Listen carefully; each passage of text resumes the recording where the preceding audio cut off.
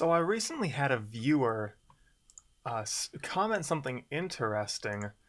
They said, "What would be of interest for me is how the folder would look like which satisfies you." Last 50 years, I was looking for the perfect folder, but unfortunately, I did not find one. Best greetings from Germany. Thanks. Appreciate you. Appreciate you a lot. And he's right. He's right. Matt Easton from Scala Gladiatoria famously his his his catchphrase is context. So he gets posed the question, what's the best sword or the best polearm, the best weapon? And he says, well, that depends on the context. So it's a tool. A knife is a tool just like anything else. So if you judge, a sledgehammer against a screwdriver, they do different things. It's tough to say what's better. But ultimately, for my purposes, what I would consider the ultimate would be some variation between these two knives, which is the Voyager XL and the Spartan. What I like about the Voyager, it's actually a really good size for an XL folder. My ultimate would have maybe just a 5-inch blade. I don't need 5.5 inches. I think just 5 inches would be sufficient. I carry around the Raja 2, which is a 6-inch blade. I don't need 6 inches. 5 inches will do. It would have a handle, I guess, that's similar. If the Voyager came in G10, that would honestly be a big improvement. Now, of course, I could bring up the Cold Steel Recon 1. This is $100, and the Recon 1, in a lot of ways, the Recon 1 XL, this is just the standard Recon 1, and it's $99.95. So, yeah, it doesn't excite me that much. It's kind of just a knife, even if this is made from a decent steel. I don't think S35 VN is a super steel either, is it? Is it? I don't know. But the Recon 1 XL is very similar in size to the Voyager. They both have a 5.5-inch blade. I mentioned before that I like a drop point better than a clip point. If the Voyager came in a drop point, I would have gotten that. I'm not a fan of the clip point. That's just me.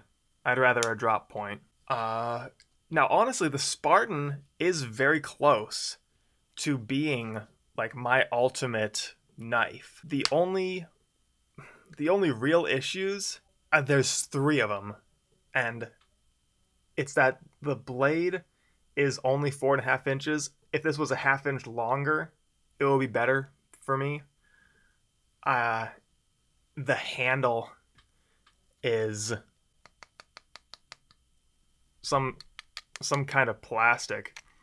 If this was G10 or something that's nicer to hold on to, it would be a lot better.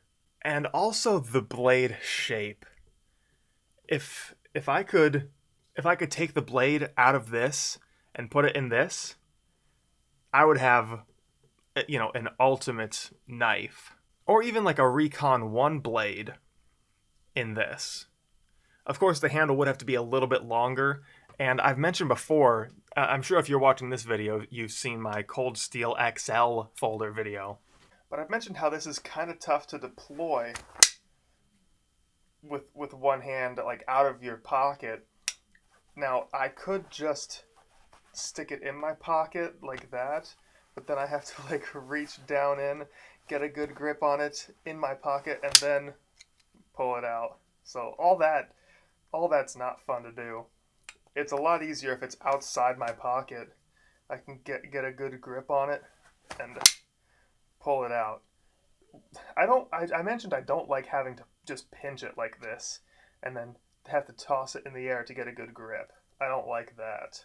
So if this was about an inch longer and had a clip similar to the Espada, the longer clip that I could get a better hold on, that would be a major improvement. Now I do have to point out the Cold Steel AK-47. Now this is really close to what I'm describing. It has the thumb plate or the wave plate, if you will, that you can pull it right out of your pocket. It does have a bit of a longer handle to accommodate that. And it's got this cool little, they call it a bumper plate or something on the back, which is really, I guess, kind of a glass breaker. And that's just something extra that doesn't add a whole lot of weight. That's really useful if you see a baby locked in the back seat of a car, because that happens. People keep locking their babies in the car in the summer, and the babies cook in the car. So you could save a lot of babies' lives if you have a glass breaker on you.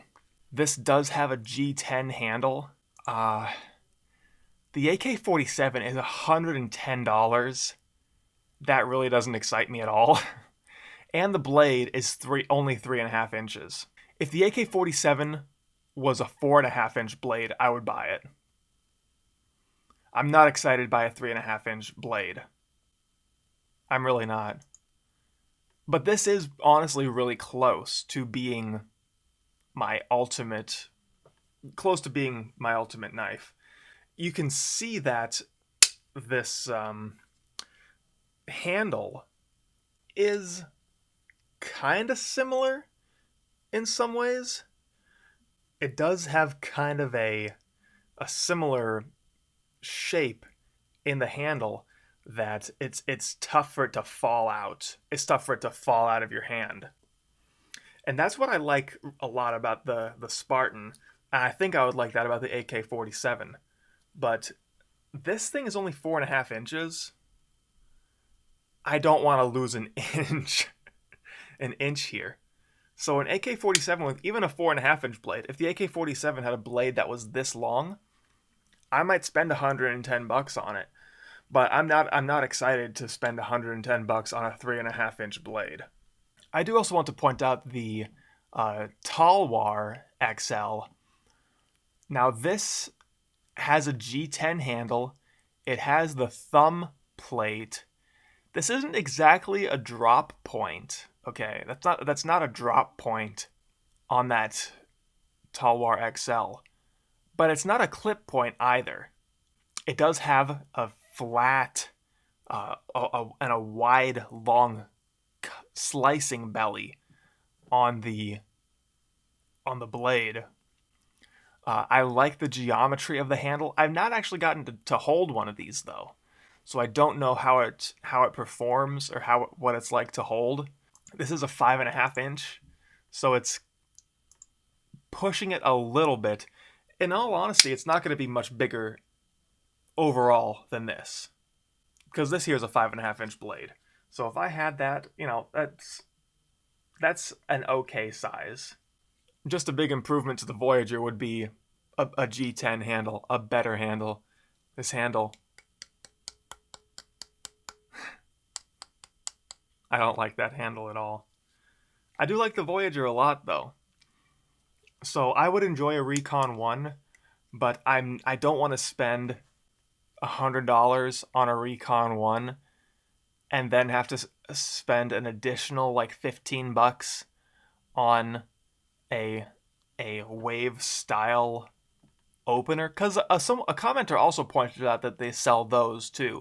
There's an aftermarket that even on this Voyager, there's that screw kind of on that thumb plate or thumb stud. You could take that out and install one of those. Let me see if I can find it. There's a company called Snaggletooth MF. Yeah, I think this is it here. This Snaggletooth. So it's like $23, probably plus shipping. There's a 5-pack of these Snaggletooths. Kind of want to see how these work. Yeah, watch this. So it's sort of like that thumb plate, and that's on a Recon 1. So that would honestly be kind of sick. Again, I'm not really excited to spend $100 plus shipping on a Recon 1 and then have to spend okay, yeah, okay, $13.99. Universal pocket deployment screw. Okay, that looks like it just attaches right to your thumb plate or thumb stud. That's kind of I think I want to order some of these. I would carry the Voyager around more if I had one of those. That'd be pretty sick. Pull it right out of my pocket. Because on this, there's more of it hanging out. I can get more of my hand on this. I don't know how good you can see that. I can get a lot of my hand on the grip. I can get my whole hand on that and pull that out. If I had one of those, I would carry the Voyager. And I'd probably carry the Recon 1 too. I'm really not excited though to spend $100 on a Recon 1, to tell you the truth. If I found a Recon 1 for like $80 maybe. I also want to point out this guy. This is CMFTW. He has this, what he calls the Fresno Felon mod. He sort of put a Tanto point on his Spartan. And I guess that's kind of cool. He sort of made the handle a little bit streamlined. I don't know. I sort of like this bump here. That makes me feel like I get a good grip on it. And it looks like he sort of cut that out. And honestly, I'm not any sort of knife master. I wouldn't be able to grind that. If I were to theoretically take this and just pull this back, I don't think I would be able to do a good job on it. I don't want to screw around either, to tell you the truth. So my ultimate knife might be the Recon 1 with this Snaggletooth mod on it. I might have to order one of these. And now that you're getting me thinking, you're getting me thinking about this, I might actually have to do this. I might have to buy myself a Recon 1 with the Snaggletooth. Because that's what I always thought. If the Recon 1 had a thumb plate on it, that would be the ultimate. Now, the Recon 1 comes in 4 inches and 5.5 inches. Not sure which one I'd want to go with. The Recon 1 XL. Ooh, Recon 1 XL. On Blade HQ, they're out of stock. This is the only one they have, the Tanto one. And the price is $170. So yeah, my ultimate, if I were to design my own custom, it would be something very similar to a Recon 1. The G10 handle, drop point, it would have that Snaggletooth on it, because that I really enjoy that feature. Yeah, it would be something like that. It would be around 5 inches instead of 4. I don't even think they're making the XL ones. I can't seem to find the Recon 1 XL. It's sold out on Blade HQ. I looked on Amazon just now. I couldn't find it there either. I do want to check out the Talwar, because the Talwar is coming back. The Talwar is actually coming back. They just made a video a while ago that the Talwar XL is coming back. I think I saw that. It's like $200. Not really excited to spend $200 on the Talwar XL. But maybe I will one day, because that's pretty close too.